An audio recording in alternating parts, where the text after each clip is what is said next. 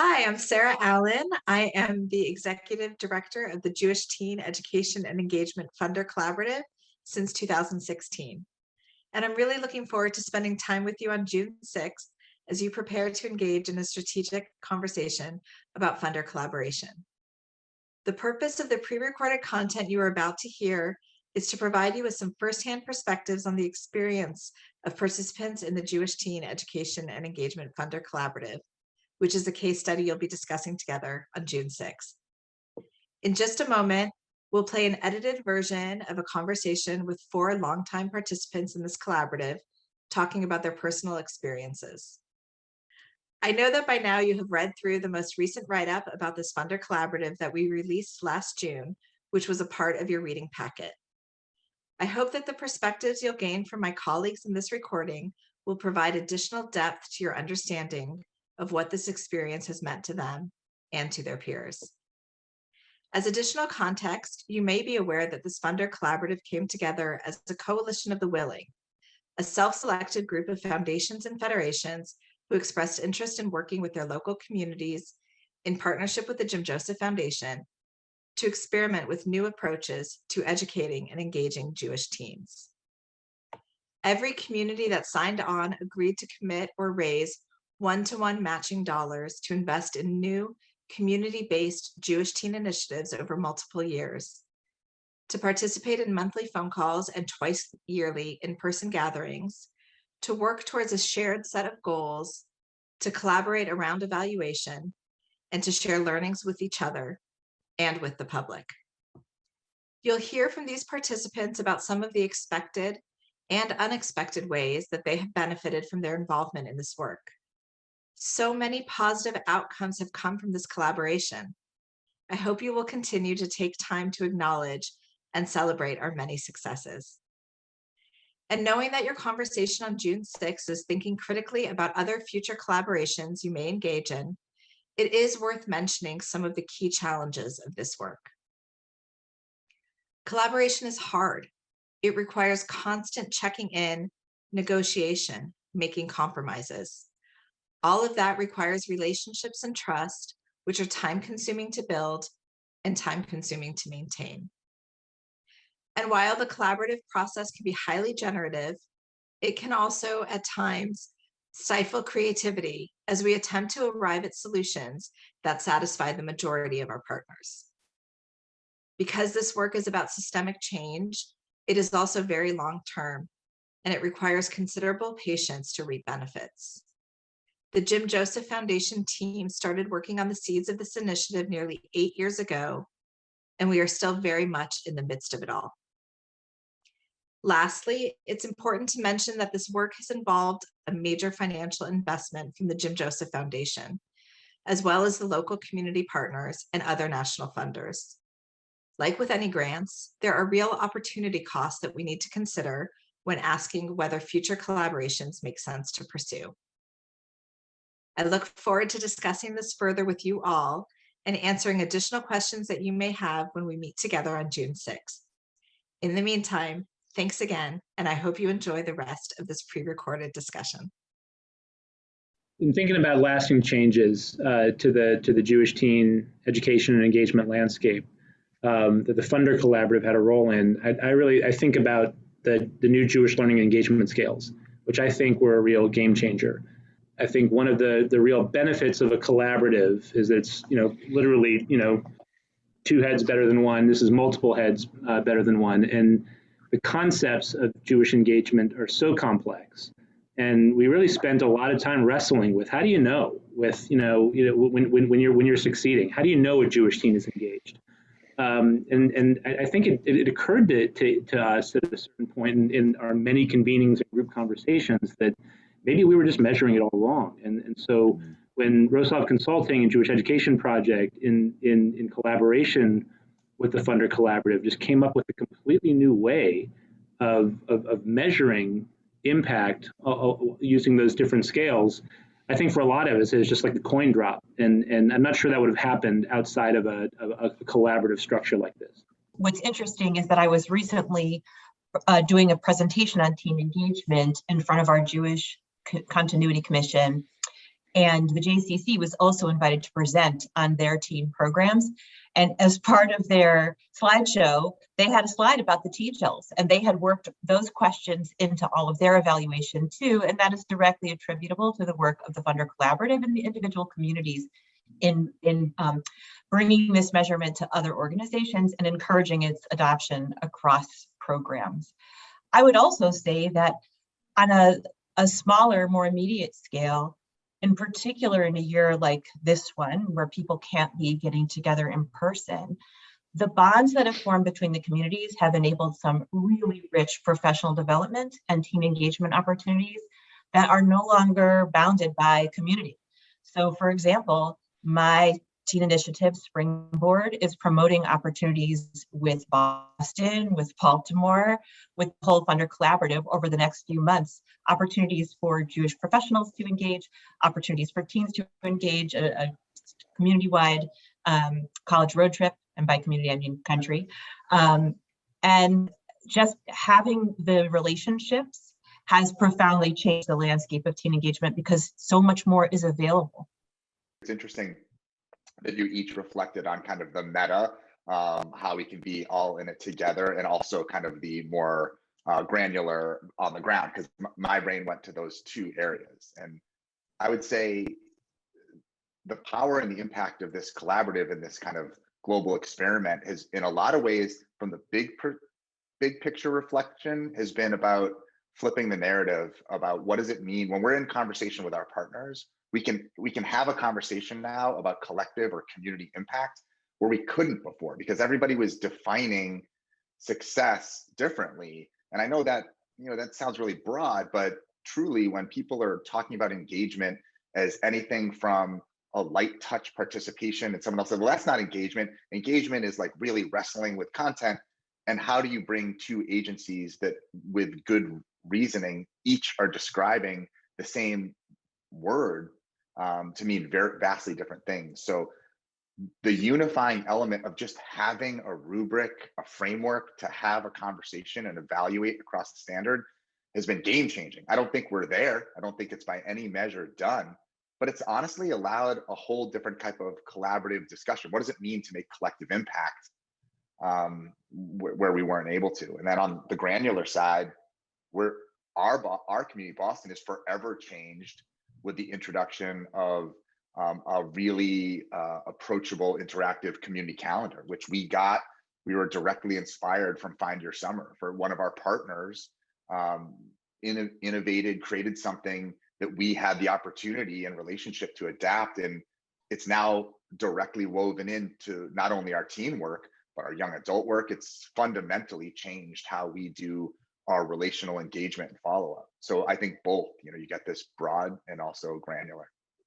So when you were talking, Adam, and just sort of the mention of narrative, I think for me, when I think about lasting change, the language and the way that we're sort of conceptualizing the work that we do has been a significant impact and something that I've seen evolve with the Funder Collaborative and as a result of the Funder Collaborative. And I'm just thinking like sort of, you know, initially when we thought about teen engagement, it was different populations. So teens, parents, youth professionals. And now when we talk about this work, we're talking about an ecosystem and the way that these are all interconnected and the importance of how we're thinking about our work within the ecosystem. And I think that that's a huge impact and a lasting change that that will definitely extend beyond the lifetime of this Funder Collaborative. I would 100% do this again. It has been one of the greatest professional development experiences of my work life. I have made friendships and developed relationships with colleagues that have vastly improved and broadened the work that I'm able to do locally. The idea of being with a group of smart, thoughtful people who really care about this work and being able to share everything, the wins and the losses, and talk them through, to always have someone to call if you just need to work through something or are really disappointed about something. And there's no competition, right? We all win when each one of us wins, and we've learned so much from each other. It has been transformative. to me as a professional and to the teen world in Chicago. One of the things that I found that has been really challenging that this addressed is finding legitimacy in areas of engagement that have historically not been prioritized. And always we point to other communities, or we look to examples of really successful initiatives or exciting program, and those are the experts in the field. And I think one of the things that the Funder Collaborative provided almost immediately was this sense of legitimacy. This is 10 cities with prominent foundations and federations and infrastructure and professionals who are all invested in, with different tactical applications, but kind of unified in the broader mission. And it gave it legitimacy and validity out of the gate. And so it took this entire level of angst, not to mention the funding. So there's no, would I do it again? Of course, absolutely. If that's a possibility, I understand certain portions of this are going to be shared at the board meeting. I would like you very much to consider doing it again. Young adults, perhaps, families with young children, lots of areas where we can bring people together. Absolutely, I'd do it again. So in Baltimore, we would definitely do it again as well. And I think beyond the resources, obviously, the shared learning that was mentioned, I've always felt that the Funder Collaborative was promoting a sort of sense of moving forward and growth, that we meet regularly, we have conversations regularly, and I've never felt like we were turning our wheels or circling around on things that we had already talked about or hashed. Like we've always been in a position of learning and learning towards growth. And I think that has been invaluable for our local teen initiative, because it's never felt like we were sort of stuck and not improving or not doing things in new ways and experimenting in ways that were, really sort of valued and encouraged.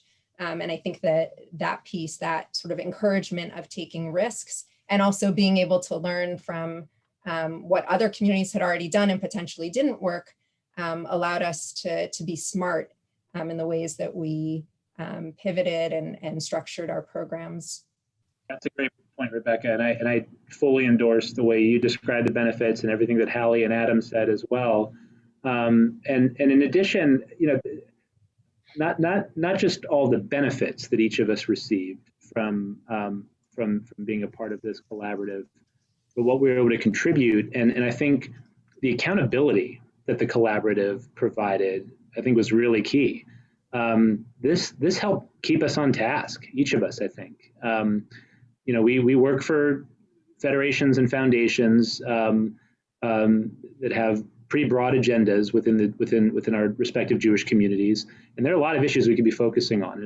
It's pretty easy to lose focus, and so to have those monthly convenings and the twice a year in-person gatherings to really keep us on track has just been invaluable. And the other thing that I'm not sure how many people even remember how much work went into the period before the Funder Collaborative launched. The Jim Joseph Foundation invested an enormous amount of time and resources and energy in getting this set up right, which is, I think the reason I'm bringing that up is that you can't just snap your fingers and say, let's do a Funder Collaborative and bring people together and have it work.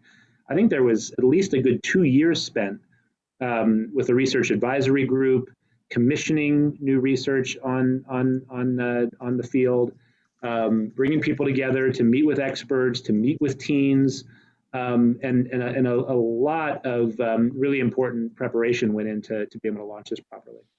I was also going to just sort of acknowledge that in the history of the Funder Collaborative, we spent a lot of time also thinking about what governance structure made sense as we sort of evolved. And I appreciated that the foundation was willing to let the local communities take on sort of a larger role as time went on.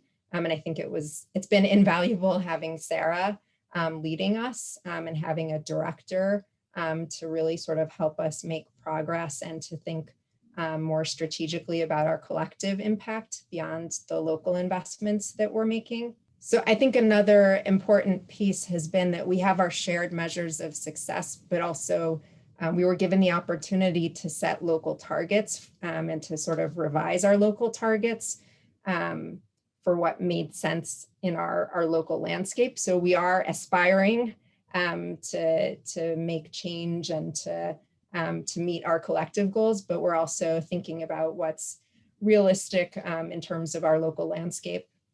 Can I just go back to one thing that Hallie said earlier, and it was a phrase that you tossed out. It was professional development, like our professional development, and I think it's something to build on a little bit, just because I don't know how much of a goal that was for the Jim Joseph Foundation 10 years ago.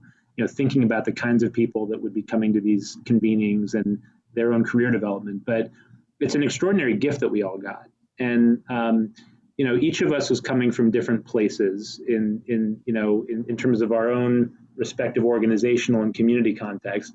I, for example, was a brand new executive director of a very young, immature foundation that really didn't know a lot about grant making yet. And, you know, as an organization, we didn't know a whole lot about measurement and evaluation. And a lot of the kinds of things that we really focused on as a group in the Funder Collaborative. And so, it's good to know when you're setting up a collaborative like this, how diverse the group can be in just a whole wide variety of backgrounds and orientations.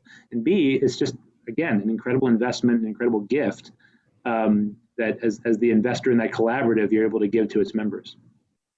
So we were able to leverage the funding from a national foundation and this national funding collaborative by using that experience to help change the conversation about Jewish teen education and engagement in our community, which is to say, it was naturally an important issue, and it always had been, but it was one of a lot of different important issues. And just the very experience of being invited to participate in this collaborative and to be, in the same space as the Jim Joseph Foundation, which of course has, a great national reputation, just gave a mantle of serious. I mean, I think Adam was talking about legitimacy earlier, and the seriousness with which the conversation took on, it just changed, and so that in and of itself, I think, made some of our trustees kind of sit up straight and think a little differently in a more focused way about the issues, and let alone the kinds of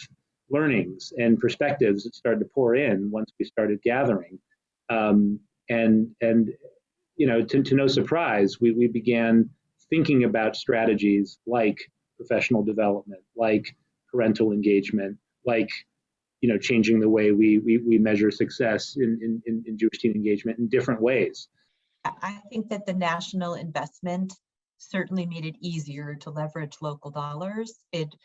It made local funders excited about being part of something larger. It made even our own federation willing to make an investment when, it's hard to take those dollars from somewhere else and put them into something new and untested. And the idea that we were part of something larger and that we had a national funder certainly spurred that investment. I would also say, in a less dollar related thing, Jim Joseph's investment in our community also brought people to the table as stakeholders in the initiative process and thinking through what might our local initiative look like, who would be involved in it.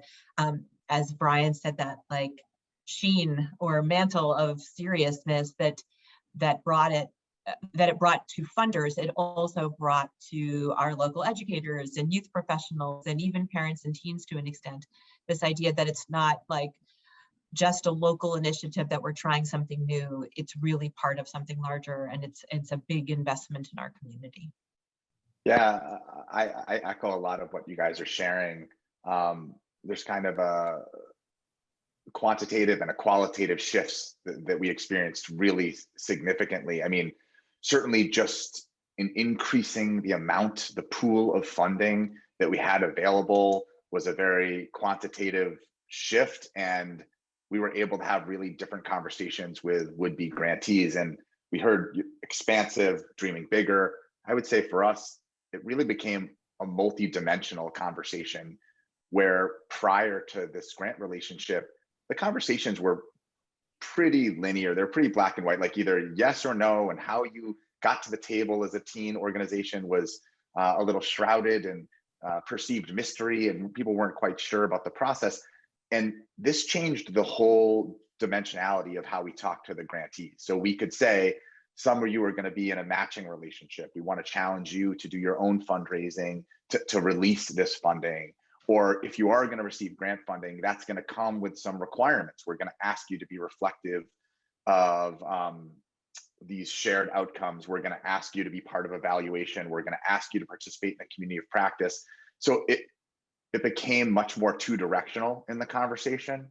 And overwhelmingly, it led to healthier and more vibrant and more innovative offerings. I'll say the one interesting challenge that came about when we really, because we hit the airwaves pretty aggressively, and the result from some of our core donors was both excitement and a relaxing, hey, there's a big name at the table. We're so grateful and excited that the Jim Joseph Foundation has been willing to invest in this, so we don't need to. And I think that was some of the shifting early on, with the wisdom of, hey, we have to bring people, foundations and local funders to the table together. But when that local partner is a federation, it's also in the business of raising funds as well as distributing them. There was two sides to the coin. We had several donors that said, well, that's all set, so I'm going to invest my time and energy in this place. And I don't know that there's a solution to that, but it's an interesting bump that came up along the way. One element that was for people who were sort of, or donors who were feeling like, well, you have a national funder, why do you need my dollars as well? That the case we were able to make was that you're not just supporting our local initiative, but this has the potential to seed new strategies, new teen engagement opportunities that can be replicated, that can be scaled. And that sort of piece of, well, like, my dollar's not just going to this one local initiative, but that it is going to be stretched and potentially have larger implications was a selling point as well. In trying to sum all this up, I don't really have a new insight per se. And I hope this doesn't sound trite, but I just want to underscore what I think a lot of the common themes from a lot of the discussion today was that you can't place a value on connecting the people to connect the dots. And we work in just a very, very complex and complicated sector. As we talked about before, it's really hard to know when you're engaging people, properly.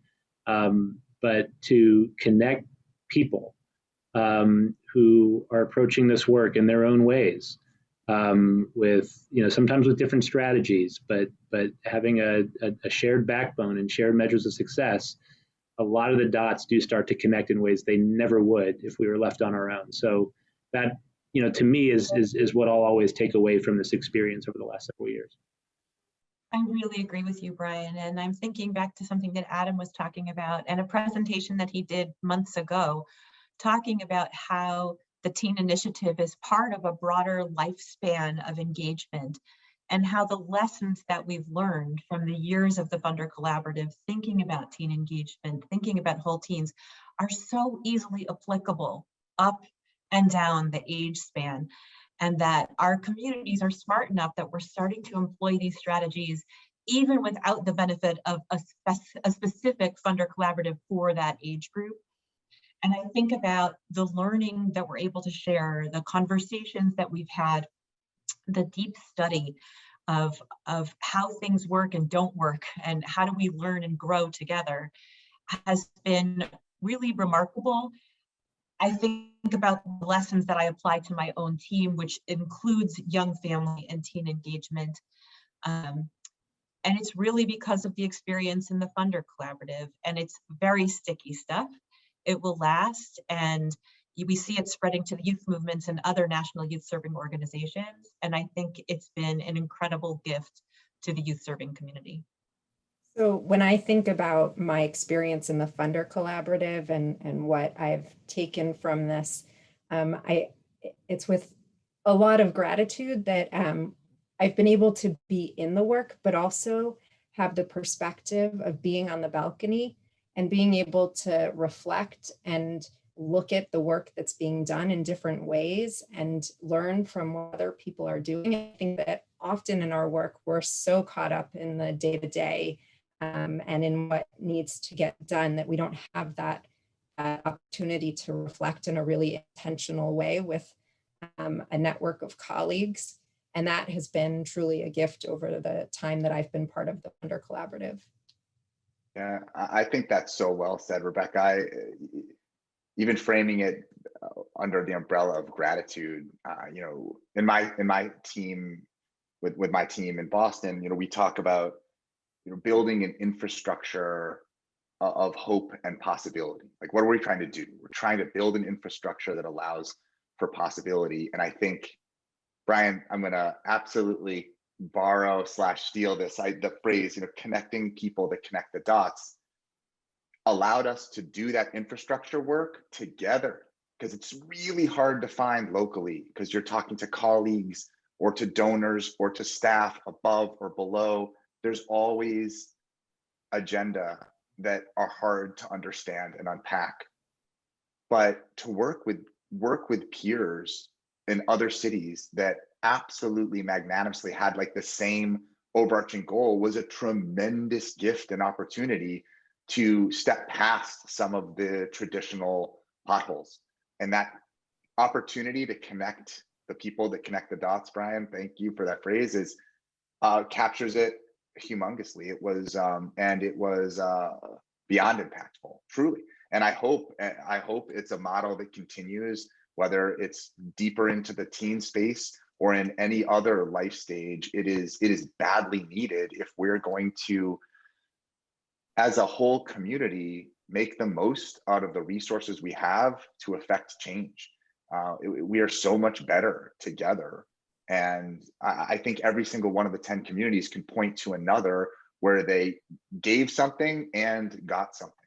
And that's real and doesn't happen without direct investment. And in this case, that came in the shape of Sarah, the Funder Collaborative, and, you know, the leadership of Jim Joseph Foundation.